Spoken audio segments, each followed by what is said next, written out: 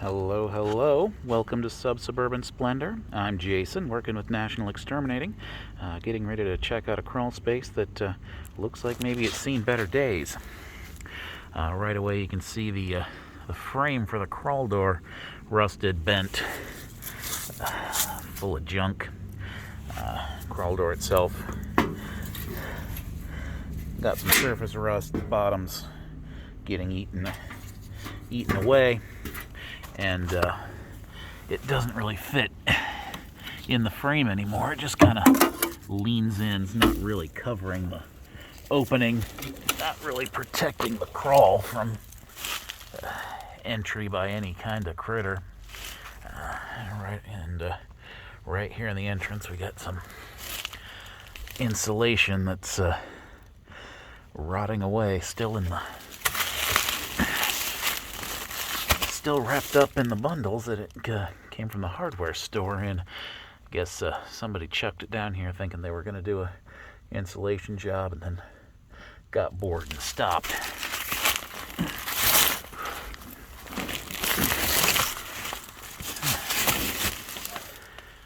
Now you can see the crawl is split in half by the trunk line. Very common in these older houses. Not fun to deal with, but it is what it is. You can see the history of me taking moisture readings down here. Moisture's maintained a steady, decent level. Got some old moisture barrier here, just crumbling away to nothing. And what I'm sitting on, the newer moisture barrier, it's lost a lot of its elasticity. This tearing happened just from the weight of me crawling across it right now. This stuff's done. It is time to replace this moisture barrier. And when National does one of those jobs, they're going to clean out the old moisture barrier, put down a fresh one, so you don't get all these crumbs just hanging around down here, making a mess. Moisture reading is at 11%, which is good. As the temperatures get warmer and the climate turns more humid, we're going to see that climb a little bit, but for this time of year, 11% is good. If it goes up a couple of percent, they're still going to be well away from the danger area of 18+%. That's when you start seeing your heavy fungus growth and wood rot and things like that.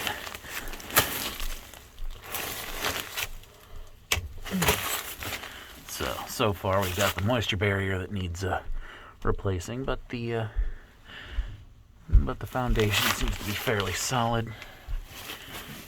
This corner here, got the main drain out to the street, into the sewer, and the dirt's kind of turned black here around it. Gonna dig that out a little bit. Ooh. Some little pale albino critter and some earwigs under. I just want to make sure this isn't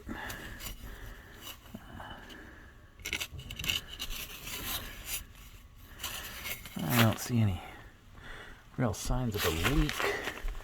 And scanning around here, yeah, we've got kind of a moat of black soil up against the side of the house, and you can even see the streaks coming down from this vent. The rain is just pouring into the crawl there. Also got some clear daylight coming around that pipe, which will let your rodents in.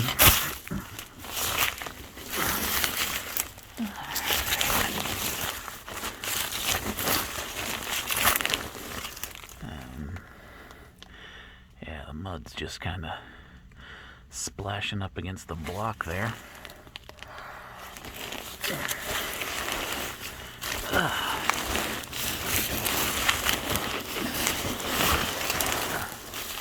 I gotta tell you, this is my last job of the day. Oh, look, that's fun. Liquor bottle. Maybe some rum or Fireball. Who knows? I think the label's rotted off long ago, but good to know the builders who were putting this house together were well lubricated while they were doing the job.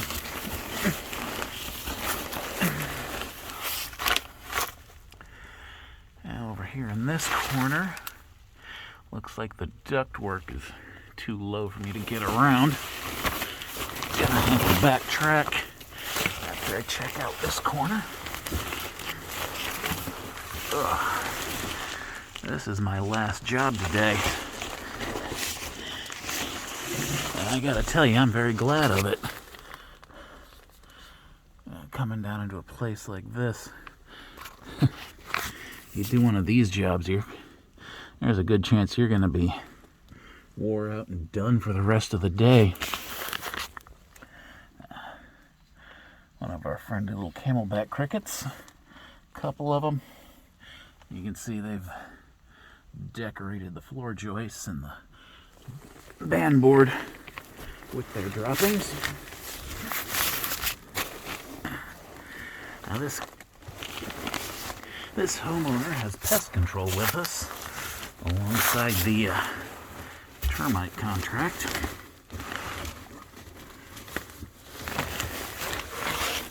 But they've never had a complaint about the crickets in the house, so I guess they're contained down here.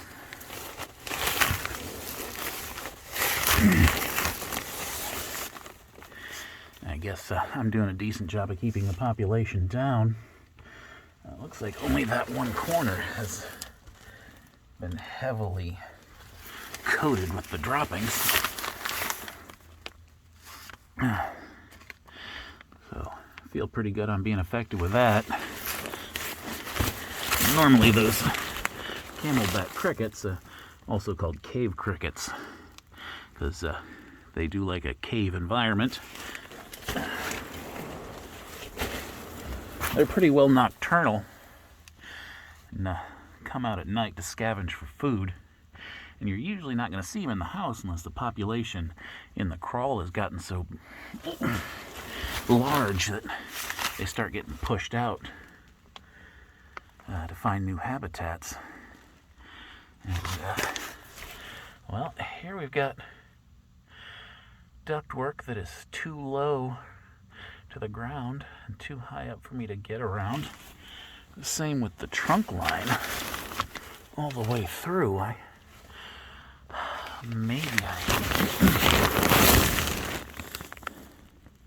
No, that's too low. I can't squeeze under there. That's too low for my giant head to fit down. I can't really access the front of this crawl. That is a problem. Well, maybe I can... Oh boy, this is a pain in the rump.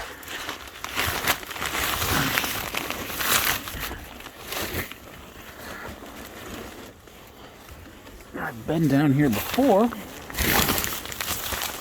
and I've showed everybody that. But was I able to somehow get to the front?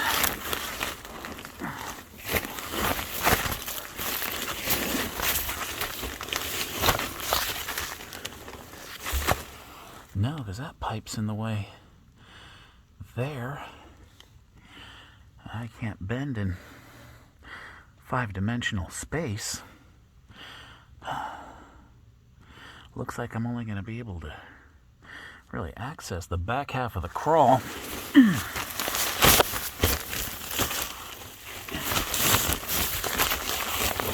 what I'm going to have to do is get as close as I can and try to put eyes on the front half as much as possible.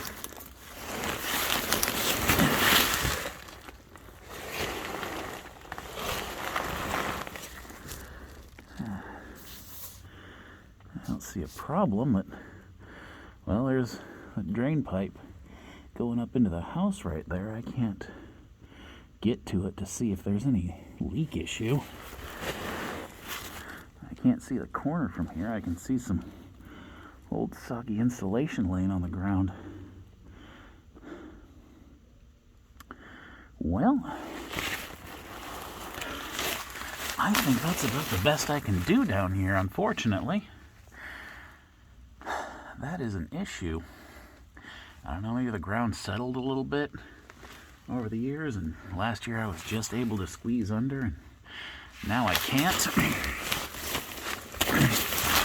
So I've got to talk to this homeowner about cutting a second crawl door, also repairing this crawl door. The problem is, even if I can see and inspect